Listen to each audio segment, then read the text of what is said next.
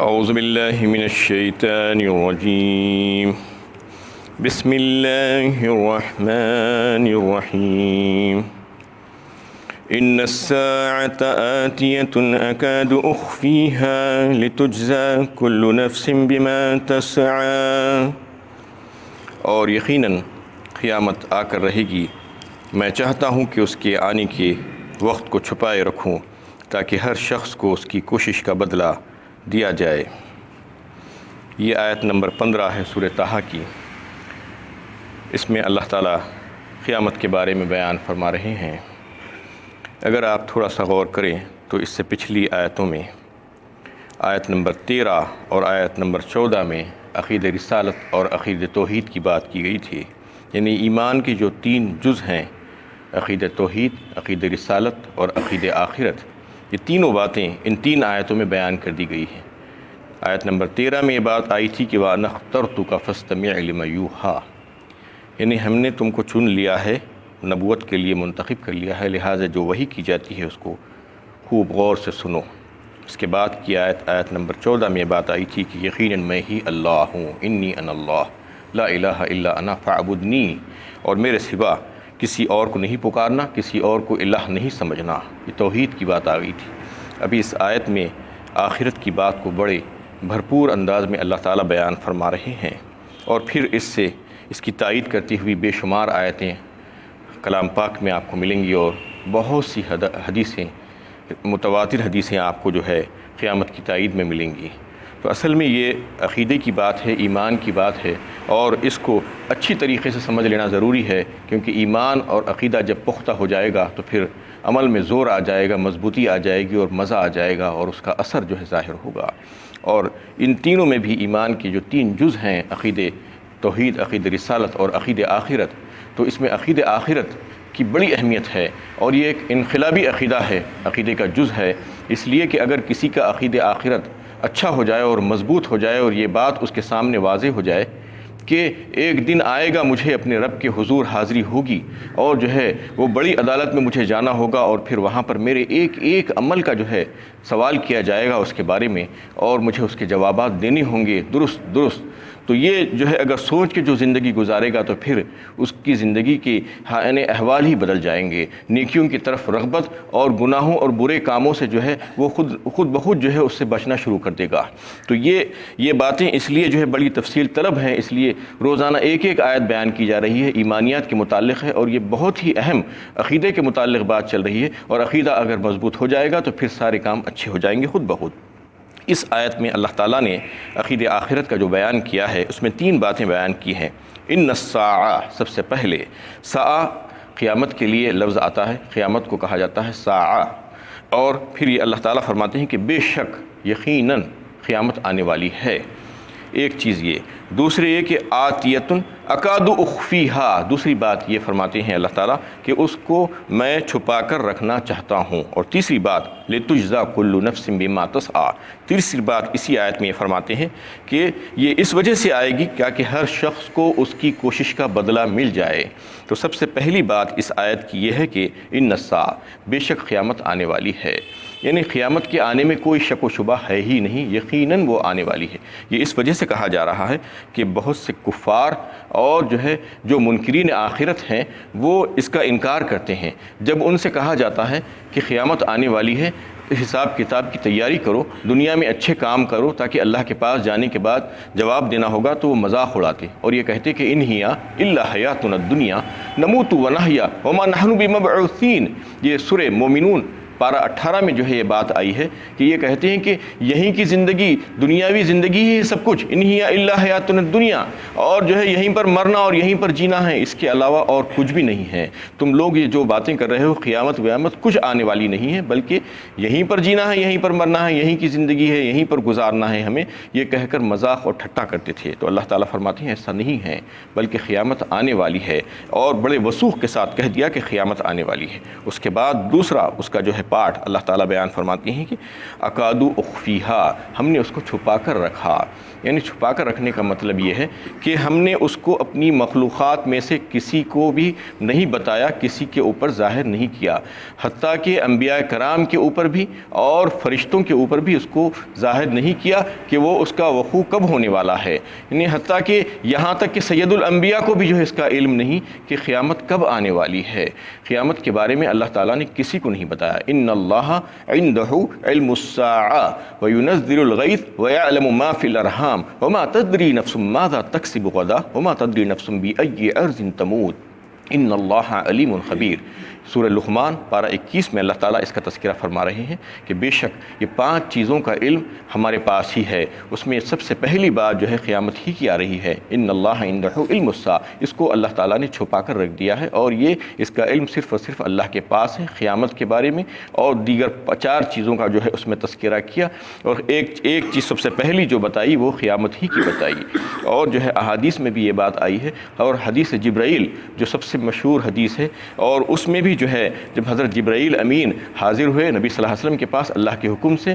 مسلمانوں کو دین سکھانے کی خاطر، اور آ کر جو ہے انہوں نے کچھ سوالات کیے ایمان کے بارے میں، اسلام کے بارے میں، احسان کے بارے میں، اور پھر قیامت کے بارے میں بھی انہوں نے سوال کیا اللہ کے نبی صلی اللہ علیہ وسلم سے۔ قیامت کے بارے میں پوچھا کہ متى الساعہ، یعنی قیامت کب آئے گی؟ تو حضور صلی اللہ علیہ وسلم نے فرمایا کہ سائل کو جتنا معلوم ہے مسئول کو بھی اتنا ہی معلوم ہے، اس سے زیادہ نہیں معلوم۔ یعنی پوچھنے والا جو پوچھ رہا ہے سوال، اس سے زیادہ مجھے نہیں معلوم ہے، یعنی دونوں کو نہیں معلوم، حضرت جبرائیل کو بھی نہیں معلوم اور حضور صلی اللہ علیہ وسلم کو بھی نہیں معلوم کہ واقعے میں جو ہے قیامت کب وقوع پذیر ہونے والی ہے۔ اس کا علم اللہ ہی کے پاس ہے، کسی نبی مرسل، کسی فرشتے کو بھی اللہ تعالیٰ نے اس کا علم نہیں دیا۔ یہ بات جو ہے بتائی گئی ہے کہ حدیث میں آیا ہے، یہ بخاری کی حدیث ہے، اس میں یہ بات بتائی ہے کہ یہ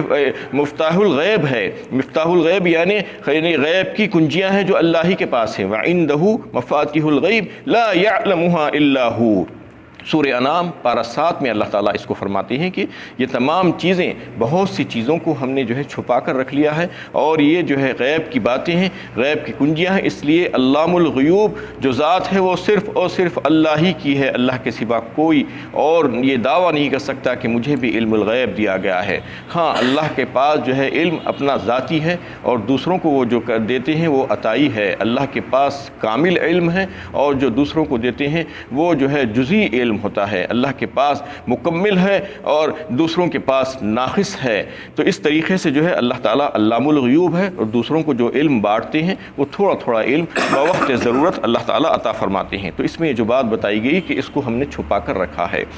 اور قیامت کے بارے میں بہت سے شکوک و شبہات لوگوں کے دلوں میں آتے ہیں، اور تذبذب کا شکار رہتے ہیں کہ قیامت کب آئے گی، نہ جانے ہزاروں سالوں کے بعد آئے گی، اب اس کا تذکرہ کرنے سے کیا فائدہ۔ تو یہ بات بتائی گئی ہے کہ 2 طرح کی قیامت ہوتی ہے، ایک تو جو ہے انفرادی موت، ایک اجتماعی موت۔ انفرادی موت ایک فرد کی موت، ایک فرد جو ہے مر جاتا ہے، تو من مات فقط قامت قیامتہ کہا اللہ کے نبی صلی اللہ علیہ وسلم نے، یعنی جو مر گیا اس کی قیامت قائم ہو گئی۔ آپ بتائیے کہ جو عمل کرنے کا موقع تھا اس کو مرنے کے بعد پھر باقی کہاں سے بچا؟ چاہے اب قیامت اس کے مرنے کے ایک دن بعد آئے، 100 سال بعد آئے، یا 1000 سال بعد آئے، اس کو کیا فرق پڑتا ہے؟ اس کی قیامت تو قائم ہو گئی، اور اس کا جو ہے یعنی جو عمل کا معاملہ تھا وہ ختم ہو چکا ہے۔ اور جو ہے جو قیامت اجتماعی موت ہوگی جو کائنات کی، اسے بھی قیامت کہا جاتا ہے، یعنی پورے کا پورا تہس نہس کر دیں گے اللہ تعالیٰ، سب کو ختم کر دیں گے، کوئی بھی نہیں بچے گا، ایک سور کو پھونکا جائے گا اور سب کچھ جو ہے ختم ہو جائے گا، تو وہ بھی قیامت ہوگی۔ تو اجتماعی قیامت، انفرادی قیامت، یعنی ایک ایک فرد پر بھی آئے گی، اور جو ہے پوری دنیا پر بھی آ جائے گی۔ تو اس طریقے سے انسان کو جو ہے یہ جو چھپا کر بات رکھی گئی ہے قیامت کی، اس وجہ سے ہی ہے کہ عمل کرنے کا موقع مل جائے، اور یہ بات پتہ نہ چلے کہ اس کی موت کب آنے والی ہے، قیامت کب آنے والی ہے۔ اگر جو ہے کسی انسان کو آپ اندازہ لگائیے کہ یہ بتا دیا جائے کہ 1 سال کے بعد فلاں تاریخ کو تم مرنے والے ہو، تو وہ کوئی کام نہیں کر سکے گا، بالکل بے بس ہو کر بیٹھ جائے گا، اور جو ہے ہر کام جو ہے اسے چھوڑ دے گا، اور اس کا دل نہیں لگے گا کام میں، کوئی کام کرنے کے لیے دل نہیں لگے گا، کھانا پینے کے لیے دل نہیں لگے گا، کسی چیز کی طرف اس کی رغبت نہیں ہوگی۔ اس لیے اللہ تعالیٰ چاہتے ہیں کہ انسان کو عمل کی آزادی دے دی جائے، اور بالکل کھل کر وہ کام کرے اور اللہ کو راضی کرنے والے کام اپنی اس زندگی میں کر چلا جائے، اس لیے اس کو جو ہے موقع دیا گیا ہے اور قیامت کو چھپا کر اور موت کو چھپا کر رکھ دیا گیا ہے اس سے۔ اور تیسری بات جو اس میں بتائی گئی ہے وہ یہ کہ قیامت کیوں آنے والی ہے۔ لوگ سوال کر سکتے ہیں، جیسا کہ کفار کہتے تھے کہ قیامت کیوں آئے گی، آخر کچھ نہیں، بس اس دنیا کی زندگی ہے، یہ ختم ہو جانے والی ہے، اس کے بعد جو ہے کچھ بھی نہیں ہونے والا ہے۔ تو اللہ تعالیٰ فرماتے ہیں کہ قیامت یقیناً آنے والی ہے، اس وجہ سے آنے والی ہے لِتُجْزَىٰ كُلُّ نَفْسٍ بِمَا تَسْعَىٰ۔ یہ دنیا جو ہے دارالعمل ہے، دارالجزا نہیں ہے۔ یہاں پر جو آپ عمل کرتے ہیں اس کی جزا تو آخرت والی زندگی میں ملنے والی ہے، یہاں پر نہیں۔ لیکن یہاں پر بھی بسا اوقات آپ دیکھتے ہیں کہ کچھ تھوڑا تھوڑا جو ہے یعنی جزا اور سزا کا معاملہ ہو جاتا ہے۔ یہ نمونہ ہے، سیمپل ہے، یہ پورا بالکل بھی نہیں ہے۔ کچھ بتانے کے لیے اللہ تعالیٰ ایک نمونے کے طور پر جو ہے لوگوں کو دکھلانے کے لیے کچھ آزمائش کے طور پر جو ہے یہ کرتے ہیں، لیکن آخرت میں جو ہے اس کا بھرپور بدلہ جو ہے ملنے والا ہے، یہ آنے والی ہے۔ آپ دیکھ سکتے ہیں کہ دنیا میں جو ہے جس کو اقتدار دے دیا گیا ہے، حکومت مل گئی ہے، مال و دولت ہے، بڑے بڑے سرمایہ دار ہیں جن کے پاس طاقت اور قوت ہے، وہ دوسرے لوگوں کو دباتے ہیں، ان کو ذلیل و خوار کرتے ہیں، ان کے ساتھ جو ہے ایسے معاملات کرتے ہیں، ان کے حقوق ضبط کرتے ہیں، قتل و غارت گری کرتے ہیں، مانی زندگی گزارتے ہیں، لیکن ان کو کوئی پکڑنے والا دنیا میں نہیں ہے، ان کی کوئی گرفتاری نہیں ہوتی، ان کے تعلق سے کوئی سنوائی نہیں ہوتی، ان کو کوئی سزائیں نہیں ملتی۔ لوگوں کے ساتھ بظاہر ایسا دکھتا ہے کہ ظلم و زیادتی ہو رہی ہے، بے انصافی ہو رہی ہے۔ تو پھر اگر ایسا ہی چلتے رہے گا اور قیامت نہیں آئے گی تو پھر جو ہے انصاف کہاں پر ملے گا؟ اللہ تعالیٰ کے جو ہے صفت عدل جو ہے وہ اس پر جو ہے ضرب آ جائے گی، اس کے اوپر جو ہے انگلی اٹھی جائے گی کہ یہ کیا ہوگا؟ یہ تو انصاف کے خلاف بات ہے، انصاف نہیں ہو رہا ہے لوگوں کے لیے۔ اس لیے اللہ تعالیٰ فرما رہے ہیں کہ ایک دن آئے گا، اس وقت ہم سب کو انصاف دیں گے۔ یوم الدین کہا، اس میں یوم جزا کہا، یوم تغابن کہا، ہار جیت کا دن کہا، یوم طلاق کہا، ملنے کا دن، ملاقات کا دن کہا، بدلے کا دن کہا۔ بہت سے الفاظ قیامت کے تعلق سے آئے ہیں کہ یہ جو ہے دن ضرور آنے والا ہے، اور اس دن تم سب کو جو ہے اپنے اپنے عمل کا پورا بدلہ دیا جائے گا۔ سورہ نجم میں اللہ تعالیٰ جو ہے اس کو فرماتے ہیں کہ اللہ تزر وازرۃ وزر اخری، کوئی شخص کسی اور کا بوجھ نہیں اٹھائے گا۔ اللہ تزر وازرۃ وزر اخری، اس دن وَأَن لَيْسَ لِلْإِنسَانِ إِلَّا مَا سَعَىٰ، اور نہیں ہے انسان کے لیے وہ مگر وہ جس نے اس کے لیے کوشش کی ہے۔ وَأَن لَيْسَ لِلْإِنسَانِ إِلَّا مَا سَعَىٰ وَأَنَّ سَعْيَهُ سَوْفَ يُرَىٰ، اور پھر یہ کہ وہ اس کی کوشش عنقریب دیکھی جائے گی۔ وَأَنَّ سَعْيَهُ سَوْفَ يُرَىٰ ثُمَّ يُجْزَاهُ الْجَزَاءَ الْأَوْفَىٰ، اور پھر یہ کہ اسے اس کے کیے کا بھرپور بدلہ ملے گا، یعنی جو کچھ بھی کرو گے اس کے مطابق جو ہے تمہیں جزا یا سزا ملے گی۔ کانٹے بوؤ گے تو پھول نہیں ملیں گے، جو بوؤ گے وہی ملے گا۔ جو دنیا میں کام کرو گے اسی کے مطابق تمہیں جو ہے اس کی جزا یا سزا ملے گی، بدلہ ملے گا۔ اچھے نیک عمل کریں گے، اللہ کو راضی کرنے والے عمل کریں گے تو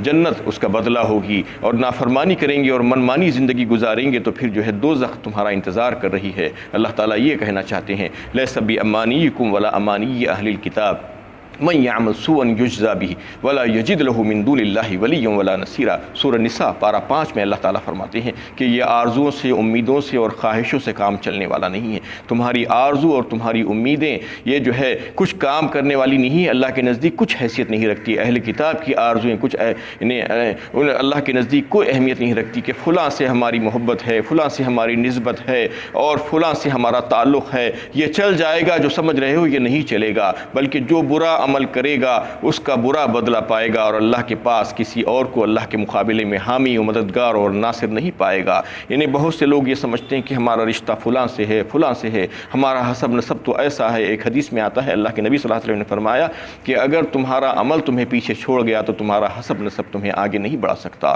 تو اس لیے حسب نسب پر فخر نہیں کرنا چاہیے، اور جو ہے اچھے عمل صالح کی کوشش کرنا چاہیے، اور جو اللہ تعالیٰ کو راضی کرنے والا ہے اور اللہ کے نبی صلی اللہ علیہ وسلم کا جو طریقہ ہے اس طریقے کو اپنا کر اپنی زندگی کو سنوارنا اور آخرت کی فکر کر کے یہ یعنی محسوس کر کے رکھنا کہ ایک دن آنے والا ہے، اللہ کے حضور ہماری حاضری ہے، اور اس دن سوال و جواب ہوں گے، اور اس دن اللہ تعالی ہم سے ساری باتوں کا جو ہے سوال کریں گے، اور جو ہے اس کا حساب کتاب کیا جائے گا۔ وآخر دعوانا ان الحمد للہ رب العالمین۔